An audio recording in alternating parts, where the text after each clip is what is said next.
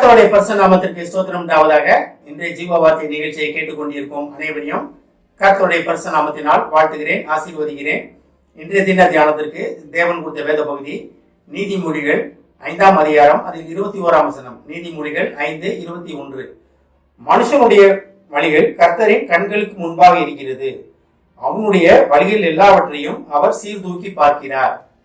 இன்றைய தின தியானத்திற்கு நம் வழிகள் எல்லாவற்றையும் தேவன் சீர்தூக்கி பார்க்க ஆசைப்படுகிற தேவன். நம்ம வழிகளை தேவனிடத்தில் ஒப்படைப்பதற்காக அழைக்கப்படுகிறோம். நம்ம இதுல 2 காரியங்கள் சொல்லப்பட்டிருக்கிறது. மனிதனுடைய வழிகள் எல்லாம் கர்த்தருக்கு முன்பாக இருக்கிறது. அப்ப இதுல என்ன அர்த்தம்னா, தேவனுக்கு மறைவான காரியம் ஒன்றுமே இல்லை. நீ இன்னைக்கு செய்ய போறதுக்கு சரி, 10 வருஷம் கழிச்சு நீங்க என்ன செய்ய போறீங்கன்றதும் தேவனுக்கு அறிவார், தேவன் அறிவார். ஆனால் தான் மனிதனுடைய வழிகள் கர்த்தருக்கு முன்பாக இருக்கிறது.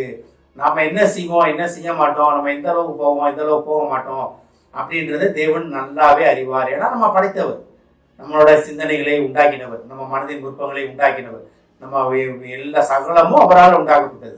அப்ப அவர் உண்டாக்கிய தேவன் நல்லா அறிவார். அதாவது ஒரு கார் ஒன்று தயாரிக்கிறாங்க, ஒரு மோட்டர் ஒன்று தயாரிக்கிறாங்க. அந்த தயாரிக்கிற ஓனருக்கு தெரியும் இது எவ்வளோ நாள் ஓடும், எத்தனை வருஷங்கள் ஓடும், எத்தனை ஆயிரம் கிலோமீட்டர் ஓடும். இல்லை ஒரு வீட்டில் தண்ணி அரைக்கிறதுக்கு மோட்டராக இருந்தோம்னா அது எத்தனை மணி நேரம் ஓடும், எவ்வளோ வேலை பார்க்கும் அப்படின்னு நல்லாவே தெரியும்.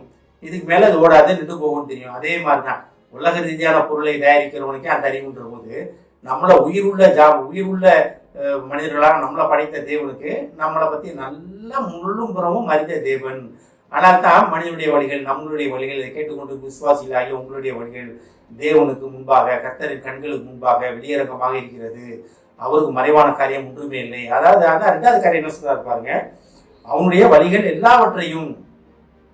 அப்ப நம்மளுடைய வழிகள் எல்லாவற்றையும் அனைத்தையும் தேவன் என்ன பார்க்கிறாரா, சீர்தூக்கி பார்க்கிறார்.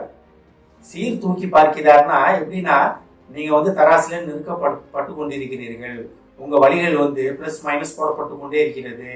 சீர்தூக்கி பார்ப்பதுன்னு அர்த்தம் தான், இவன் இந்த காரியம் நல்லது செஞ்சிருக்கான், இந்த காரியங்கள் தவறான காரியங்கள் செய்திருக்கிறான் அப்படின்னு அவர் சீர்தூக்கி பார்த்து கொண்டே இருக்கிறார்.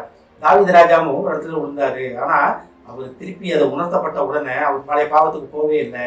அவர் தேவனுக்காக ஓடினார். தேவன் தாவீது அந்த இடத்துல விழுந்து எந்திரிப்பான்னு தேவனுக்கு தெரியும். திருப்பி உணர்த்தப்பட்ட உடனே திருப்பி பழைய வாழ்க்கைக்கு போக மாட்டாரு அப்படின்றதும் இந்த தேவனுக்கு தெரியும். ஆனால் தான் தாவீது என்ன சொன்னாரு, இதயத்துக்கு இன்பமானவன் அப்படின்னாரு.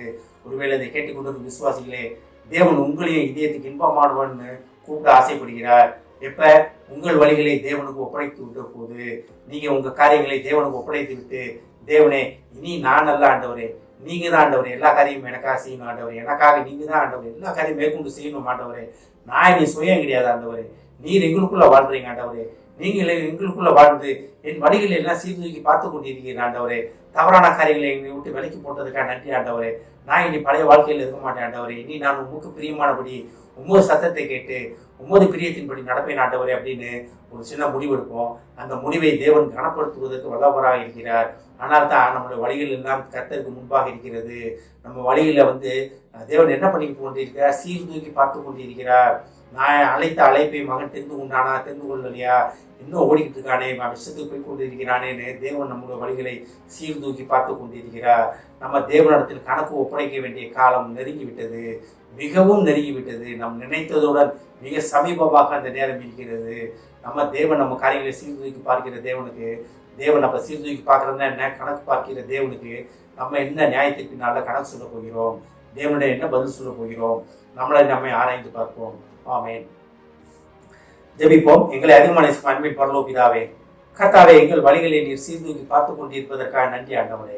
ஏஸ்தாவனே, நாங்கள் உமக்கு பிரியமானபடி நடக்க எங்களை நீ தயார்படுத்தியதற்காக நன்றி ஆண்டவரே. உமக்கு பிரியமில்லாத காரியங்கள் அனைத்தையும் நாங்கள் விட்டுவிட உதவி செய்யும் ஆண்டவரே. ஏஸ்தாவனே, ஒருவேளை நாங்கள் அது தெரியாமல் இருக்கலாம் ஆண்டவரே, ஆனாலும் நீர் எங்களுடன் பேச மாட்டவரே. எந்தெந்த காரியங்கள் உங்களுக்கு பிரியமில்லையோ அந்த காரியங்களை நீர் எங்களிடத்தில் தெளிவுபடுத்தும் ஆண்டவரே. அதை புரிந்து கொண்டு அதன்படி நடக்க உதவி செய்யும் ஆண்டவரே. இதை கேட்டுக்கொண்டிருக்கும் ஒவ்வொரு விசுவாசியும் ஆசீர்வதிக்கிறோம் அப்பா. ஒவ்வொரு குடும்பத்தையும் முதுகத்தில் தெரியும் அப்பா. ஏஸ்தாவனே, குடும்பத்திலே தவணை நீர் உண்டு பண்ணின உறவாண்டவரே, கணவன் மனைவி உறவாண்டவரே. ஏஸ்தாவனே, அந்த உறவில் அவர் நிலைத்திருக்க உதவி செய்ய மாட்டவரே.